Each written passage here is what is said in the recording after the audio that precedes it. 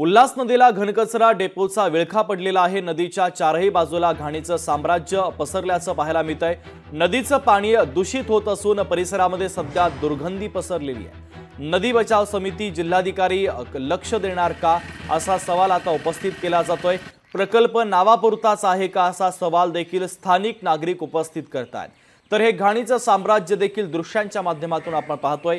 उल्हास नदीला घनकचरा डेपोचा विळखा पडलाय। नदीच्या चारही बाजूला घाणीचं साम्राज्य पसरलंय। नदीचं पाणी दूषित होत असल्याने नागरिकांच्या आरोग्याचा प्रश्न आता उद्भवतोय आणि परिसरात दुर्गंधी पसरलेली आहे। नदी बचाव समिती आणि जिल्हाधिकारी याकडे लक्ष देणार का असा सवाल आता स्थानिक नागरिक उपस्थित करतात। तर माझे रिटायरमेंटचे पैसे होते, त्या पैशाचा विनियोग करण्यासाठी मी फंटासियामध्ये शॉप घेतलं।